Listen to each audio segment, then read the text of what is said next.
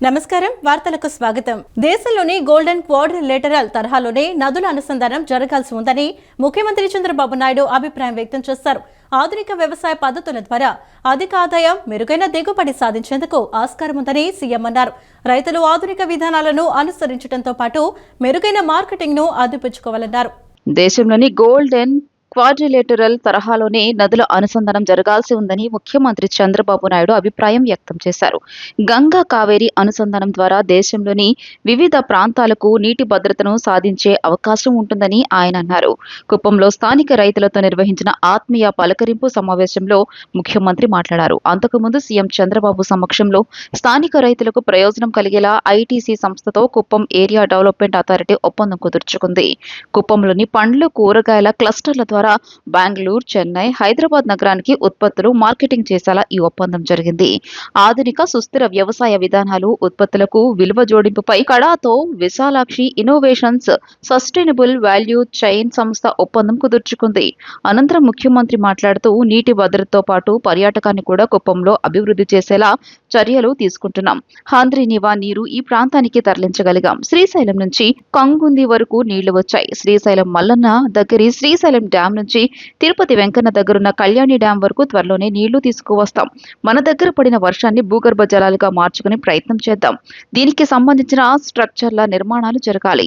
Tungabhadra dam కొత్త గేట్లను ప్రారంభించే సమయంలో 3 రాష్ట్రాల ముఖ్యమంత్రులు కలిసి పరివాహక ప్రాంతంలో నీటిపారుదలపై ఏకాభిప్రాయానికి వచ్చాం. రైతుల ప్రయోజనాలు కాపాడేలా చర్యలు ప్రారంభించాం. గోదావరి, కావేరిని కలిపితే దక్షిణాదిలో నీటి కరువు తీర్చేందుకు ఆస్కారం ఉంటుంది. దేశంలోని ఇతర నదులు కూడా అనుసంధానం చేసుకుంటేనే పరిస్థితులు మారతాయి. మహానది నుంచి కావేరి వరకు, అలాగే గంగానది నుంచి కావేరి వరకు గోల్డెన్ క్వాడ్రిలేటరల్ రహదారిలా నదుల అనుసంధానం జరగాలి. అదే జరిగితే ఇక దేశానికి కరువు అనేది రాదు. రైతులకు విస్తృత ప్రయోజనాలు అందుతాయని ముఖ్యమంత్రి అన్నారు. ఆధునిక వ్యవసాయ పద్ధతుల ద్వారా అధిక ఆదాయం, మెరుగైన దిగుబడి సాధించేందుకు ఆస్కారం ఉందని సీఎం అన్నారు. రైతులు ఆధునిక విధానాలను అనుసరించడంతో పాటు మెరుగైన మార్కెటింగ్ ను అందిపుచ్చుకోవాలి. కుప్పంలో నియంత్రిత వాతావరణంలో 10,000 టన్నుల టమాటోలు పండించి ఎగుమతి చేసేలా ఐటీసీ సంస్థ ప్రణాళిక చేస్తోంది. 1000 ఎకరాల్లో ఈ సాగు చేపట్టేందుకు ఐటీసీ ముందుకు వచ్చింది. ఆదర్శ రైతులు దీనికి సహకరించాలి. 8 కోట్ల రూపాయలని వ్యయం చేసి ఐటీసీ సంస్థ మౌలిక సదుపాయాలను ఏర్పాటు చేస్తోంది. పౌల్ట్రీ, డైరీ, ఫుడ్ ప్రాసెసింగ్ లాంటి రంగాల్లో పెట్టుబడులు వస్తున్నాయి. 10,000 కోట్ల రూపాయల మేర వివిధ ప్రాజెక్టులు కుప్పంలో వచ్చాయి. ఏబిఐఎస్, మదర్ డైరీ, ఐటీసీ లాంటి ప్రతిష్టాత్మక సంస్థలు పెట్టుబడి పెడుతున్నాయి. ఉద్యాన ఉత్పత్తులను సాగు చేయడంలో రాయలసీమ దేశంలోనే నెంబర్ 1 స్థాయికి చేరుకుంది. పూర్వోదయ స్కీమ్ ద్వారా ప్రభుత్వం 40,000 కోట్ల రూపాయలు, ప్రైవేట్ రంగంలో 60,000 కోట్ల రూపాయల పెట్టుబడులు ఈ ప్రాంతానికి వస్తాయి. రహదారులు, సాగునీటి ప్రాజెక్టులు, ఇతర మౌలిక సదుపాయాలు కల్పించేలా ప్రభుత్వం ఫుడ్ ప్రాసెసింగ్ ప్రాజెక్టులు, ప్రైవేట్ రంగంలో పెట్టుబడులు పెడతాయి. అంతర్జాతీయంగా డిమాండ్ ఉన్న పండ్లు, ఉద్యాన ఉత్పత్తులను సాగు చేసేలా ప్రణాళికలు చేద్దాం. ఆధునిక వ్యవసాయ విధానాలను, పరికరాలను రైతులు ఉపయోగించాలని కోరుతున్నాను అని సీఎం స్పష్టం చేశారు. పురుగు మందులు వాడకుండా ప్రకృతి సేద్యంతో మన రైతులు ప్రపంచానికి నమూనాగా నిలవాలని సీఎం అన్నారు. ప్రకృతి వ్యవసాయం ద్వారా రైతులు ఈ ప్రయోజనాలు పొందే అవకాశం ఉంటుందని అన్నారు. మన రైతుల కృషికి చేసిన పనికి గుర్తింపుగా స్విట్జర్లాండ్లో ప్లానెట్ ఫుడ్ ప్రైజ్ ఇచ్చారన్నారు. ఆరోగ్యకరమైన జీవన విధానం ప్రకృతి సేద్యం ద్వారానే సాధ్యమవుతుందన్నారు. మీ కళ్ళ ముందర మీరే చూశారు. హంద్రీనివా నీళ్లు వస్తాయని ఎవ్వరూ ఊహించలేదు. శ్రీశైలం మల్లన్న నుంచి కంగుంది వరకు నీళ్లు తీసుకొచ్చి కలిపామంటే రేపు రాబోయే రోజుల్లో శ్రీశైలం మల్లన్న నుంచి తిరుపతి వెంకన్నను కూడా కలుపుతున్నాం. అంటే కళ్యాణ్ డ్యామ్ కూడా నీళ్లు తీసుకెళ్లిపోతున్నాం.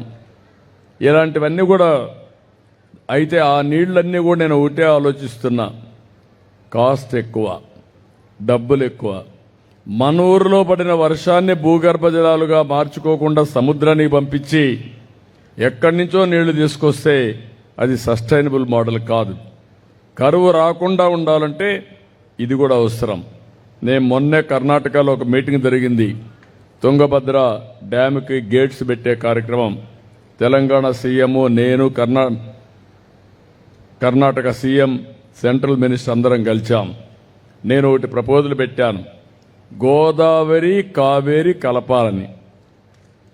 గోదావరి కావేరి కలిపితే ఆంధ్ర రాష్ట్రంలో గోదావరి, పెన్నా, కృష్ణ, అదే మరి ఇంకొక పక్కన వంశధార 4 నదులు కలుస్తాయి. ఈ 4 నదులు పోయి కిందన కావేరికి కలుస్తుంది. కావేరి వల్ల ఇంకొక పక్కన మీరు ఆలోచిస్తే మహానది నుంచి కూడా నీళ్లు వస్తే మహానది కూడా కలుస్తుంది. ఇది అయిన తర్వాత గంగా కావేరి వయా మహానది ద్వారా కల్పిస్తే దేశంలో క్వాడ్రిలేటరల్ రోడ్డు ఎట్టయితే వచ్చిందో ప్రపంచం మొత్తం భారతదేశం అంతా ఒక రోడ్డు, అలాంటిది దేశం మొత్తం గంగా కావేరి ఈ దేశానికి ఒక శ్రీరామ రక్ష. పేదరిక నిర్మూలనకు ప్రజల భాగస్వామ్యంతో కూడిన శాశ్వత పరిష్కారంగా P4 కార్యక్రమాన్ని రాష్ట్ర ప్రభుత్వం ముందుకు తీసుకువెళుతోందని ముఖ్యమంత్రి నారా చంద్రబాబు నాయుడు పేర్కొన్నారు.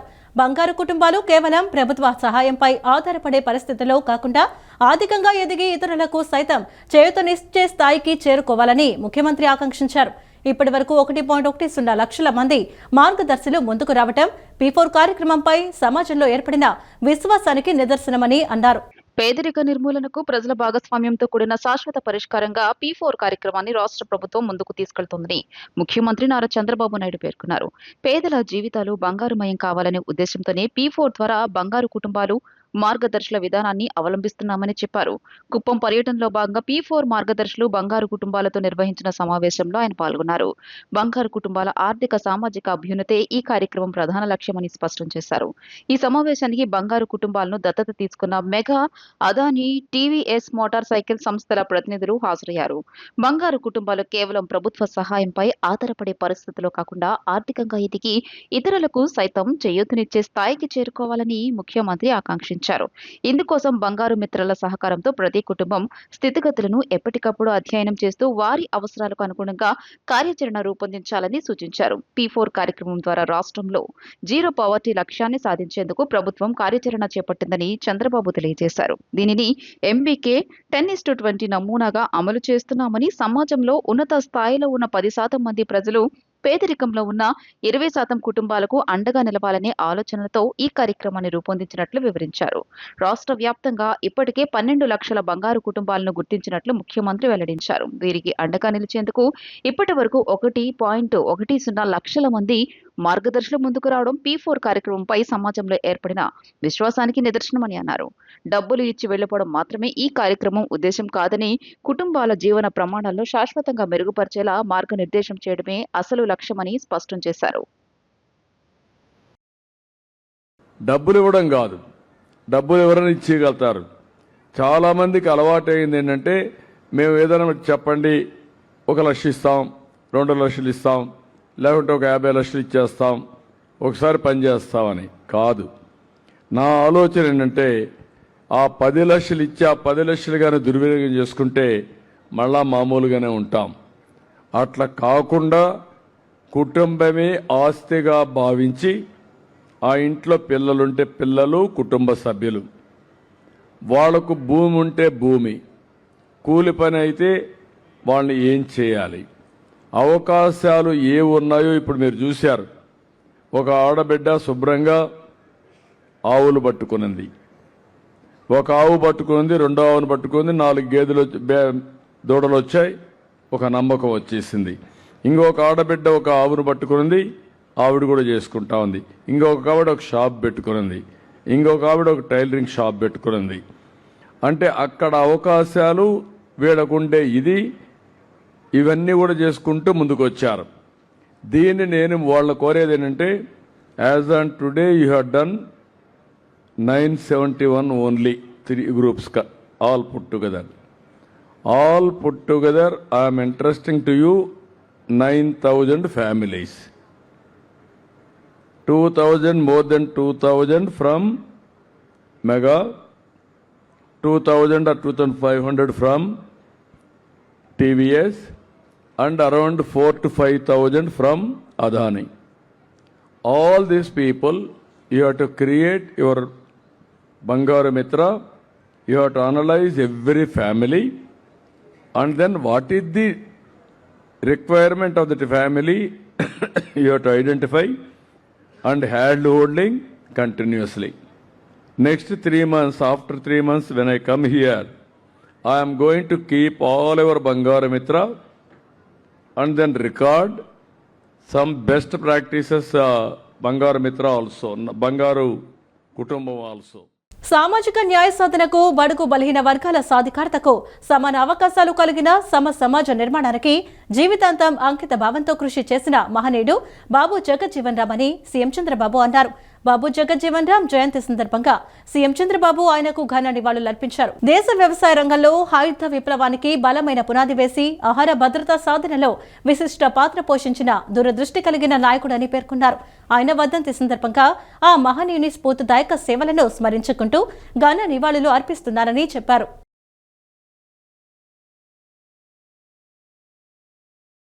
టిబెట్ కు చెందిన బౌద్ధ మత గురువు దలైలామా పుట్టినరోజు సందర్భంగా ముఖ్యమంత్రి చంద్రబాబు నాయుడు శుభాకాంక్షలు తెలిపారు. దలైలామాకు సంపూర్ణ ఆరోగ్యం, ఆనందం, దీర్ఘాయుషు కలగాలని ఆకాంక్షించారు. ఈ మేరకు సామాజిక మాధ్యమం ఎక్స్ వేదికగా సీఎం పోస్టు చేశారు. ప్రపంచ శాంతి, మానవ హక్కుల కోసం దలైలామా కృషి ప్రశంసనీయమని కొనియాడారు. శాంతి, కరుణ, మానవత్వానికి దలైలామా ప్రతీక అని అన్నారు. దశాబ్దాలుగా ప్రపంచాన్ని ప్రేరేపిస్తున్న మహోన్నతుడు దలైలామా అని పేర్కొన్నారు. దయ, జ్ఞానం, అహింసను ఆచరించాలని దలైలామా సందేశమని, ప్రపంచ శాంతి, మానవ హక్కుల కోసం దలైలామా కృషి ప్రశంసనీయమన్నారు. దలైలామాకు సంపూర్ణ ఆరోగ్యం, ఆనందం, దీర్ఘాయుష్యు కలగాలని ఆకాంక్షించారు.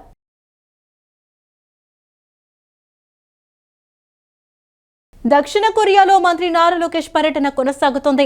షోలం గ్రూప్ ఆఫీసర్ జీకబ్హా, soft EPI CEO Sung Min హాంగ్వలతో ఆయన భేటీ అయ్యారు. శ్రీ సిటీలో యూనిట్ నిర్మాణాన్ని వేగంగా పూర్తి చేసి ఉత్పత్తి ప్రారంభించాలని కోరారు. 338 కోట్లతో షోలం సంస్థ ఈవీ చార్జర్, పవర్ మాడ్యూల్స్ నిర్మించాలన్నారు. ఏపీలో micro LED display material hub ఏర్పాటు చేయాలని విజ్ఞప్తి చేశారు. తిరుపతి ఐఐటి సహకారంతో ఈపీఐ అకాడమీని ఏర్పాటు చేయాలని మంత్రి కోరారు. ఏపీ ప్రభుత్వ ప్రతిపాదనలను పరిశీలిస్తామని కొరియా ప్రతినిధులు తెలిపారు. దక్షిణ కొరియా పర్యటనలో ఐటీ, విద్యాశాఖల మంత్రి నారా లోకేష్ బిజీగా ఉన్నారు. ఏపీలో పెట్టుబడుల లక్ష్యంగా ప్రముఖ పారిశ్రామికవేత్తలతో వరుసగా భేటీ అయ్యి చర్చలు జరుపుతున్నారు. ఇందులో భాగంగా షూ ఆల్స్ చైర్మన్ లీ చియాంగెన్ తో లోకేష్ సమావేశమయ్యారు. ఏపీలో షూ ఆల్స్ పాదరక్షల యూనిట్ పనులు వేగవంతం చేయాలని విజ్ఞప్తి చేశారు. 300 కోట్ల రూపాయలతో షూ ఆల్స్ యూనిట్ ఏర్పాటు కానుంది. దీని ద్వారా 3,000 మందికి ఉపాధి లభించనుంది. ఏపీలో R&D ఇన్నోవేషన్ సెంటర్ ఏర్పాటు చేయాలని షూ ఆల్స్ కు మంత్రి ఆహ్వానం పలికారు. ఏపీని రిటైల్ డిస్ట్రిబ్యూషన్ హబ్ గా తీర్చిదిద్దాలని సూచించారు. మంత్రి లోకేష్ విజ్ఞప్తిపై షూ ఆల్స్ చైర్మన్ సానుకూలంగా స్పందిస్తూ ఏపీ ప్రతిపాదనలను పరిశీలిస్తామన్నారు. సోలం గ్రూప్ గ్లోబల్ ఆపరేషన్స్ ఆఫీసర్ జోగాబ్హాతో మంత్రి భేటీ అయ్యారు. శ్రీ సిటీలో సోలం యూనిట్ నిర్మాణం త్వరగా పూర్తి చేయాలని విజ్ఞప్తి చేశారు. 338 కోట్ల రూపాయలతో శ్రీ సిటీలో సోలం ఈవీ చార్జర్ యూనిట్ ఏర్పాటు కానుంది. శ్రీ సిటీలో ఎలక్ట్రానిక్ షెల్ఫ్ లేబుల్స్ తయారీ విస్తరణకు మంత్రి ఆహ్వానించారు. శ్రీ సిటీ ప్లాంట్ పనులు వేగవంతం చేస్తామని సోలం సంస్థ పేర్కొంది. ఆపై soft EPI CEO Sung Min Hong, mister Sung Min Hong, senior managing director In Sung చోతో మంత్రి సమావేశమయ్యారు. ఏపీలో micro LED display material hub ఏర్పాటు చేయాలని ప్రతిపాదించారు. తిరుపతి ఐఐటి సహకారంతో అడ్వాన్స్డ్ ఏపీ టాక్సీ సెంటర్ కు ఆహ్వానం పలికారు. ఏటా 500 మంది టెక్నీషియన్లకు శిక్షణ ఇచ్చే అకాడమీ ఏర్పాటుకు ప్రతిపాదన చేశారు. ఏపీ ప్రభుత్వ ప్రతిపాదనలను పరిశీలిస్తామని ఈ సందర్భంగా సాఫ్ట్ ఈపీఐ సీఈఓ తెలియజేశారు. కొరియా పర్యటనలో పెట్టుబడుల ఆకర్షణపైన మంత్రి లోకేష్ దృష్టి సారించారు. రాష్ట్ర సచివాలయంలో సచివాలయ ఉద్యోగుల సౌకర్యార్థం ప్రత్యేకంగా నిర్వహిస్తున్న ఓటర్ల జాబితా ప్రత్యేక సమగ్ర సవరణ శిబిరాన్ని రాష్ట్ర ప్రధాన ఎన్నికల అధికారి వివేక్ యాదవ్ ప్రారంభించారు. 3 రోజుల పాటు నిర్వహించే ఈ శిబిరాన్ని ఉద్యోగులందరూ సద్వినియోగం చేసుకోవాలని రాష్ట్ర ప్రధాన ఎన్నికల అధికారి వివేక్ యాదవ్ సూచించారు. ఓటర్ల జాబితా ప్రత్యేక సమగ్ర సవరణ స్పెషల్ ఇంటెన్సివ్ రివిజన్ పై ఈ నెల 6వ తేదీ నుండి 8వ తేదీ వరకు సచివాలయ ఉద్యోగుల సౌకర్యార్థం నిర్వహిస్తున్న ప్రత్యేక శిబిరాన్ని రాష్ట్ర ప్రధాన ఎన్నికల అధికారి వివేక్ యాదవ్ ప్రారంభించారు. ఏపీ సచివాలయం 3వ భవనం అప్సా ఆంధ్రప్రదేశ్ రాష్ట్ర సచివాలయ ఉద్యోగుల సంఘం హాల్లో ఏర్పాటు చేసిన ఈ శిబిరాన్ని ఆయన ప్రారంభించి ఉద్యోగుల ఓటర్ జాబితా ప్రత్యేక సమగ్ర సవరణ ప్రక్రియ నిర్వహిస్తున్న తీరును ఆయన పరిశీలించారు. 3 రోజుల పాటు నిర్వహించే ఈ శిబిరాన్ని ఉద్యోగులందరూ సద్వినియోగం చేసుకోవాలని రాష్ట్ర ప్రధాన ఎన్నికల అధికారి వివేక్ యాదవ్ సూచించారు. ఈ ప్రత్యేక క్యాంపులో ఎన్యూమరేషన్ ఫారాలు, ఆన్లైన్ సబ్మిషన్, కొత్త ఓటర్ల ఎన్రోల్మెంట్, ఓటర్ల జాబితా నుండి చనిపోయిన వారి పేర్లు తొలగింపు, చిరునామా మార్పు తదితర అంశాలపై ఉద్యోగులకు అవగాహన కల్పిస్తున్నారు. ఉద్యోగులు 2002 నాటి ఓటరు వివరాలు, తాజా ఫోటో, ప్రస్తుత ఓటరు గుర్తింపు card, Aadhaar card, residential address proof వివరాలతో వచ్చి వారి ఓటరు వివరాలు నమోదు చేసుకుంటున్నారు. అనంతరం ఈ ప్రత్యేక ఓటరు జాబితా సమగ్ర సవరణ ప్రక్రియలో ఓటరు ఓటర్ వివరాలు పూర్తి చేసుకున్న ఉద్యోగులకు సీఈఓ వివేక్ యాదవ్ ఓటర్ గుర్తింపు ప్రొసీడింగ్స్ ను అందజేశారు. ఈ కార్యక్రమంలో గుంటూరు జిల్లా collector Saikanth Varma, Guntur RDO K Srinivasarao, joint CEO E Venkateswararao, Andhra Pradesh రాష్ట్ర సచివాలయ ఉద్యోగుల సంఘం అధ్యక్షులు రామకృష్ణ, సంఘం ప్రతినిధులు తదితరులు పాల్గొన్నారు. సమాజంలో వైద్యులు నిస్వార్థంగా అందిస్తున్న సేవలు ఎంతో విలువైనవని రాష్ట్ర సమాచార ప్రసార శాఖ మంత్రి కొలుసు పాదసారథి అన్నారు. జాతీయ వైద్యుల దినోత్సవాన్ని పురస్కరించుకుని ఏటా అందించే రూట్స్ హెల్త్ ఫౌండేషన్ 13వ వార్షిక అవార్డుల ప్రదానోత్సవ కార్యక్రమంలో ముఖ్య అతిథిగా పాల్గొన్న మంత్రి పలువురు వైద్యులకు అవార్డులు అందజేశారు. వృత్తిని దైవంగా భావిస్తూ ఎంతో మంది ప్రాణాలను నిలబెడుతున్న వైద్యులను తన చేతుల మీదుగా సత్కరించడం అదృష్టంగా భావిస్తున్నట్లు మంత్రి పేర్కొన్నారు. వైద్యులు చేస్తున్న విలువైన సేవలకు, త్యాగాలకు గుర్తుగా ఎన్నో ఏళ్లుగా సేవలు చేస్తున్న వైద్యులను సన్మానించడం తన అదృష్టమని గృహ నిర్మాణ శాఖ మంత్రి కొలుసు పార్థసారథి అన్నారు. ఆదివారం నగరంలోని ఒక హోటల్లో రూట్స్ ఫౌండేషన్ ఆధ్వర్యంలో సేవాభావం, పని పట్ల నిబద్ధత కలిగిన 11 మంది వైద్యులకు అవార్డ్స్ అందజేశారు. ఈ సందర్భంగా మంత్రి పార్థసారథి మాట్లాడుతూ ఎంతో మంది ప్రాణాలని నిలబెడుతూ వృత్తిని దైవంగా భావిస్తూ చేసే వృత్తి వైద్య వృత్తి అని పేర్కొన్నారు.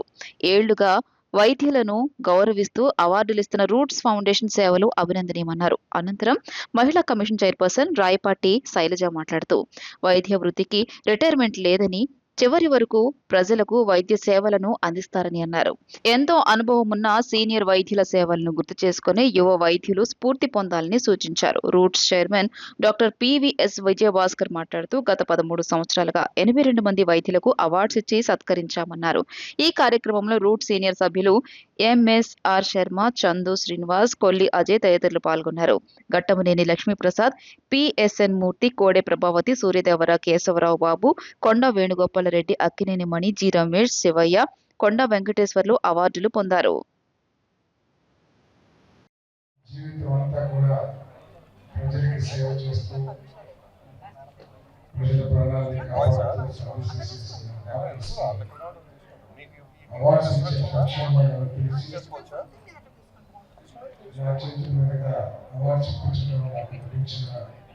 గౌరవంగా నేను భావిస్తున్నాను. ఈ కార్యక్రమాన్ని చేసిన పెద్దలందరికీ, మిత్రులందరికీ నమస్కారాలు తెలియజేస్తూ రూట్స్ ఫౌండేషన్ని నేను ప్రత్యేకంగా అభినందిస్తున్నాను.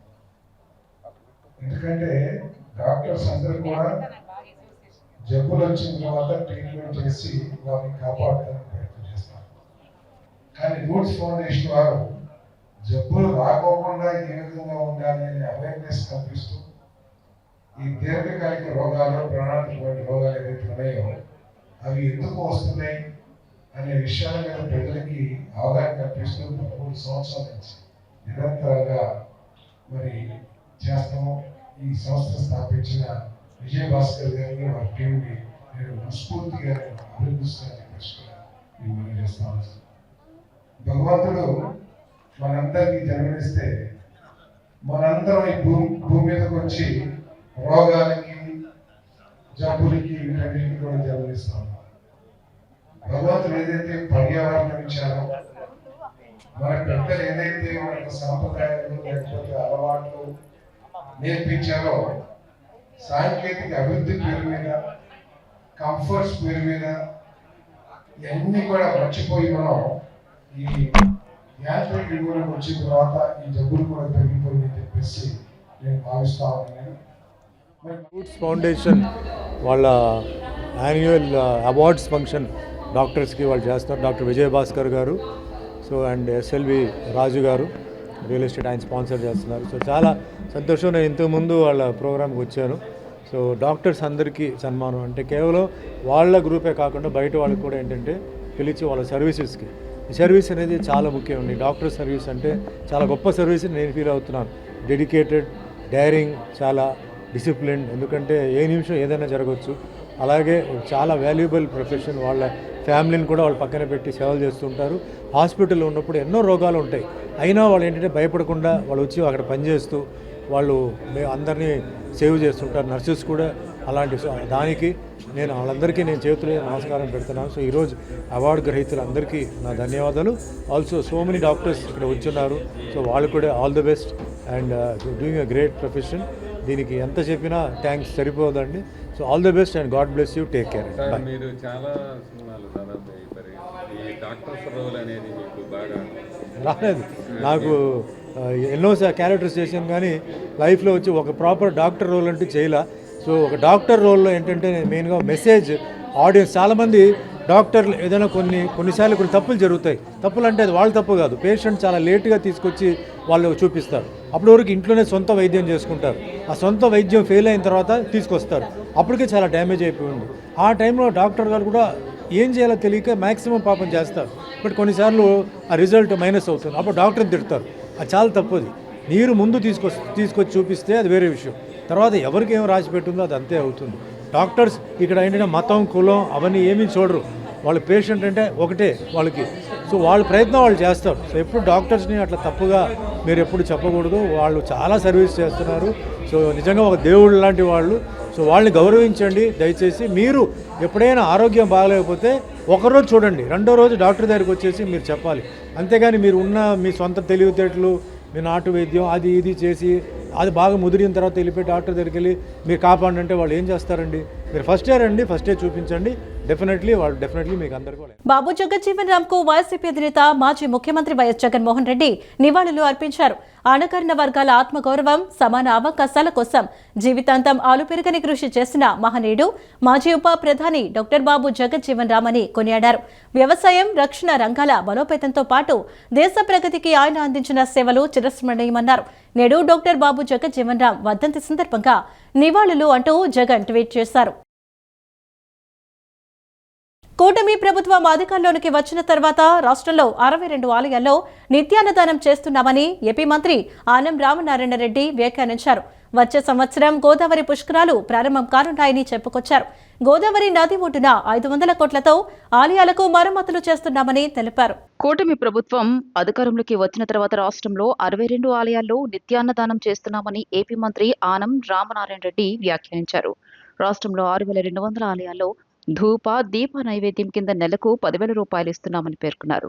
పురాతన ఆలయాలను పునర్నిర్మించడం తన పూర్వజన్మ సుకృతంగా భావిస్తున్నానని మంత్రి ఆనం వ్యాఖ్యానించారు. ఎన్నికల సందర్భంగా తాము చెప్పినవి అన్ని చేశామని తెలిపారు. గతంతో పోలిస్తే ఆలయాల్లో గణనీయంగా భక్తుల సంఖ్య పెరిగిందని వివరించారు. నెలకు 24 లక్షల మందికి దేవాలయాల్లో అన్నదానం ఏర్పాటు చేస్తున్నామని వెల్లడించారు. వచ్చే సంవత్సరం గోదావరి పుష్కరాలు ప్రారంభం కానున్నాయని చెప్పుకొచ్చారు. గోదావరి నది ఒడ్డున 500 కోట్ల రూపాయలతో ఆలయాలకు మరమ్మతులు చేస్తున్నామని తెలిపారు. ఆధ్యాత్మిక ఆంధ్రప్రదేశ్గా చేయడం సీఎం చంద్రబాబు సంకల్పమని మంత్రి ఆనం రామనారాయణ రెడ్డి పేర్కొన్నారు. ఆంధ్రప్రదేశ్ ఉన్నత న్యాయస్థానంలో అదనపు న్యాయమూర్తులుగా సునీత గంధం, ఆలపాటి గిరిధర్, పురుషోత్తం కుమార్ చింతలపూడి అలియాస్ సిహెచ్ పురుషోత్తం కుమార్లు ప్రమాణం చేశారు. హైకోర్టు మొదటి కోర్టు హాల్లో అదనపు న్యాయమూర్తులుగా సునీత గంధం, ఆలపాటి గిరిధర్, పురుషోత్తం కుమార్ చింతలపూడిలచే హైకోర్టు ప్రధాన న్యాయమూర్తి జస్టిస్ లిస్సగిల్ ప్రమాణ స్వీకారం చేయించారు. ఆంధ్రప్రదేశ్ ఉన్నత న్యాయస్థానంలో అదనపు న్యాయమూర్తులుగా సునీత గంధం, ఆలపాటి గిరిధర్, పురుషోత్తం కుమార్ చింతలపూడి అలియాస్ సిహెచ్ పురుషోత్తమ కుమార్ ప్రమాణం చేశారు. హైకోర్టు మొదటి కోర్టు హాల్లో అదనపు న్యాయమూర్తులుగా సునీత గంధం, ఆలపాటి గిరిధర్, పురుషోత్తం కుమార్ చింతలపూడిలచే హైకోర్టు ప్రధాన న్యాయమూర్తి జస్టిస్ లీసా గిల్ ప్రమాణ స్వీకారం చేయించారు. రాష్ట్ర హైకోర్టుకు 3 అదనపు న్యాయమూర్తుల నియామకానికి రాష్ట్రపతి ద్రౌపది ముర్ము ఆమోద ముద్ర వేయడంతో కేంద్ర న్యాయశాఖ అధికారికంగా నోటిఫికేషన్ జారీ చేసింది. ఈ నియామకాలతో ఏపీ హైకోర్టు మొత్తం న్యాయమూర్తుల సంఖ్య 29 నుంచి 32కు చేరింది. ఈ కార్యక్రమంలో హైకోర్టు ఫుల్ బెంచ్ న్యాయమూర్తులు, బార్ కౌన్సిల్ ప్రతినిధులు, హైకోర్టు అడ్వకేట్స్ అసోసియేషన్ సభ్యులు, సీనియర్ న్యాయవాదులు, న్యాయాధికారులు, రిజిస్ట్రార్లు, న్యాయశాఖ అధికారులు, న్యాయవాదులు తదితరులు పాల్గొన్నారు. జనసేన పార్టీ నిర్మాణ సారథుల సమాచార సేకరణ ప్రక్రియ రాష్ట్ర వ్యాప్తంగా విజయవంతంగా ముగిసింది. రాష్ట్ర వ్యాప్తంగా 35,000 దరఖాస్తులు వచ్చాయి. రాజకీయాల్లో నూతన ఒరవడి సృష్టించి పార్టీ నిర్మాణం ప్రక్రియను పారదర్శకంగా చేపట్టిన ఘనత జనసేన అధ్యక్షుడు పవన్ కళ్యాణ్ కు దక్కుతుందని ఆ పార్టీ ప్రధాన కార్యదర్శి తమ్మిరెడ్డి శివశంకర్ తెలిపారు. పార్టీ కోసం కష్టపడిన వారు పార్టీ ఉన్నతికి ఆలోచించే ప్రతి ఒక్కరికి అవకాశం ఇవ్వాలనే తలంపుతో ఈ కార్యక్రమం చేపట్టామన్నారు. జనసేన పార్టీ నిర్మాణ సారథుల కమిటీలో 7 రోజులుగా పార్టీ నాయకత్వ బాధ్యతలు స్వీకరించేందుకు ఆసక్తిగా ఉన్న నాయకులు, సాధకులు జన సైనికుల నుంచి దరఖాస్తులు స్వీకరించాయి. 25 లోక్సభ నియోజకవర్గాల పరిధిలో గత నెల 25న ప్రారంభమైన దరఖాస్తుల స్వీకరణ కార్యక్రమం 7 రోజుల పాటు కొనసాగి ఆదివారం ముగిసింది. రాష్ట్ర వ్యాప్తంగా 35,000 దరఖాస్తులు వచ్చాయి. ఈ సందర్భంగా ఆ పార్టీ ప్రధాన కార్యదర్శి తమ్మిరెడ్డి శివశంకర్ మాట్లాడుతూ రాజకీయాల్లో నూతన ఒరవడి సృష్టించి పార్టీ నిర్మాణ ప్రక్రియను పారదర్శకంగా చేపట్టిన ఘనత జనసేన అధ్యక్షుడు పవన్ కళ్యాణ్ కు దక్కుతుందన్నారు. జనసేన పార్టీని గ్రామ స్థాయి నుంచి రాష్ట్ర స్థాయి పదవులకు సంబంధించి సమాచార సేకరణ అనే గొప్ప ప్రక్రియ ఇదన్నారు. జంజీ ఆలోచనలకు దగ్గరగా పారదర్శకంగా పార్టీని బలోపేతం చేసే క్రతువులో ఆదివారం నాటికి భారీ స్థాయిలో దరఖాస్తులు వచ్చాయన్నారు. యువత భారీగా స్పందించి పార్టీ పదవుల కోసం దరఖాస్తు చేసుకున్నారని చెప్పారు. పార్టీ కోసం కష్టపడిన వారు, పార్టీ ఉన్నతికి ఆలోచించే ప్రతి ఒక్కరికి అవకాశం ఇవ్వాలనే తలంపుతో ఈ కార్యక్రమం చేపట్టామన్నారు. వచ్చిన దరఖాస్తులను పార్టీ అధ్యక్షుడు పవన్ కళ్యాణ్ జాగ్రత్తగా పరిశీలించి అందరితో చర్చించి తగిన నిర్ణయం తీసుకుంటారని వివరించారు. జనసేన పార్టీ ఆధ్వర్యంలో జనసేన పార్టీ నిర్మాణ సమాచార సేకరణ కార్యక్రమం 29 జూన్ నుంచి జూలై 5 వరకు కూడా కొనసాగిందని మీ అందరికీ తెలిసిందే. ఇది ఒక నూతన రాజకీయ ప్రక్రియ. మా అధ్యక్షులు పవన్ కళ్యాణ్ గారు జనసేన పార్టీలో ఏ కార్యక్రమం చేసినా సరే it is a symbolic to all political parties in the country. ఎందుకంటే మీకు తెలియంది కాదు, చాలా పార్టీల్లో ఏమిటి అని అంటే డౌన్వర్డ్ థియరీ ఫాలో అవుతారు. అంటే మొదట పెద్ద పోస్ట్ వేసి అక్కడి నుంచి వాళ్ళు వేసుకుంటూ కిందకి వరకు వస్తారు. కానీ జనసేన పార్టీ సామాన్యుని సేన జనసేన అన్న స్లోగన్కి అనుగుణంగా మా అధ్యక్షుల వారు రూపొందించినటువంటి కార్యక్రమం ఏమిటి అని అంటే సాధకులు ఎవరైతే సాధకులు ఉన్నారో మా జనసేన పార్టీలో సభ్యత్వాలు చేసి వాళ్ళు ఎంతోమందిని ఈ జనసేన పార్టీ సభ్యులుగా చేర్పించారో వాళ్ళు నిర్మాణం చేస్తారు. వాళ్ళ నుంచి సమాచారం సేకరణ చేయడం అన్నమాట. దీని ప్రక్రియ తాలూకా బ్యూటీ ఆఫ్ దిస్ ప్రాసెస్ ఏంటి అని అంటే క్షేత్రస్థాయిలో ఎవరైతే పనిచేస్తున్నారో పార్టీ వాళ్ళే తమ నాయకుడు ఎవరు ఉండాలి అనేది నిర్ణయాధికారం పవన్ కళ్యాణ్ గారు క్షేత్రస్థాయి జన సైనికుడికి ఇవ్వడం ద్వారా ఒక నూతన ఒరవడిని సృష్టించారు ఆంధ్ర రాష్ట్ర రాజకీయాలలో. ఇది దేశానికే పెద్ద తలమానికం. ఇప్పటి వరకు ఏ రాజకీయ పార్టీ కూడా ఈ ప్రక్రియ అనుసరించలేదు. పార్టీ ప్రతి విభాగంలో కూడా వాళ్ళ సేవలు ఉపయోగించుకోవాలనేటువంటి ఆలోచనతో అధ్యక్షుల వారు ఈ ప్రక్రియని మొదలుపెట్టారు. సో ప్రతి ఒక్కరికి కూడా నిర్మాణంలో భాగస్వామ్యం లభిస్తుంది. రేపటి అధ్యక్షుల వారు అనౌన్స్ చేశాక ఈ పార్టీ ఎంతో బలోపేతమై ఒక నూతన ఒరవడిని లంఘించుకుంటుంది. ఈ రాష్ట్ర రాజకీయాల్లో ఒక కొత్త ఒరవడిని సృష్టిస్తుందని చెప్పడంలో ఎంతమాత్రం సందేహం లేదు. సామాజిక న్యాయ సాధనకు, బడుగు బలహీన వర్గాల సాధికారతకు, సమాన అవకాశాలు కలిగిన సమాజ నిర్మాణానికి జీవితాంతం అంకిత భావంతో కృషి చేసిన మహనీయుడు భారత మాజీ ఉప ప్రధాని డాక్టర్ బాబు జగజ్జీవన్ రామ్ అని తెలుగుదేశం పార్టీ రాష్ట్ర ప్రధాన కార్యదర్శి మాజీ మంత్రి దేవినేని ఉమామహేశ్వరరావు అన్నారు. ఆయన ఆశయాలను ప్రతి ఒక్కరూ ఆచరణలో పెట్టాలని కోరారు. సామాజిక న్యాయం, సమానత్వం, సాధికారత కోసం ఆయన ఆశయాలను కొనసాగిస్తూ ప్రతి ఒక్కరూ కృషి చేయాలని పిలుపునిచ్చారు. భారత మాజీ ఉప ప్రధానమంత్రి డాక్టర్ బాబు జగజ్జీవన్ రామ్ వర్ధంతి సందర్భంగా గొల్లపూడిలోని కార్యాలయంలో స్థానిక నాయకులతో కలిసి ఆయన చిత్రపటానికి పూలమాల వేసి ఘన నివాళులు అర్పించారు. ఈ సందర్భంగా ఆయన మాట్లాడుతూ దళితుల హక్కుల పరిరక్షణ, సామాజిక సమానత్వం, అంటరానితనం నిర్మూలన కోసం బాబు జగజ్జీవన్ రామ్ తుది శ్వాస వరకు నిరంతరం పోరాడారని కొనియాడారు. కేంద్ర మంత్రిగా, దేశ ఉప ప్రధానిగా విశిష్ట సేవలందించిన ఆయన వ్యవసాయ మంత్రిగా హరిత విప్లవానికి బలమైన పునాది వేసి దేశ ఆహార భద్రత సాధనలో కీలక పాత్ర పోషించారని తెలిపారు. అలాగే 1971 భారత్ పాక్ యుద్ధ సమయంలో రక్షణ మంత్రిగా సమర్థ నాయకత్వాన్ని ప్రదర్శించి దేశ విజయానికి విశేషంగా దోహదపడ్డారని పేర్కొన్నారు. ఆధునిక భారత నిర్మాణంలో బాబు జగజ్జీవన్ రామ్ సేవలు చిరస్మరణీయమని, అణగారిన వర్గాల అభ్యున్నతి కోసం ఆయన చూపిన మార్గం నేటి తరానికి ఆదర్శమని అన్నారు. సామాజిక న్యాయం, సమానత్వం, సాధికారత కోసం ఆయన ఆశయాలను కొనసాగిస్తూ ప్రతి ఒక్కరూ కృషి చేయాలని పిలుపునిచ్చారు. భారతదేశ రాజకీయాల్లో స్వతంత్ర సమరయోధుడిగా చిన్న వయసులోనే చదువుకునే సమయంలో ఎంతో వివక్షను ఎదుర్కొని కష్టపడి పేద కుటుంబంలో పుట్టి దేశంలో అత్యున్నతమైన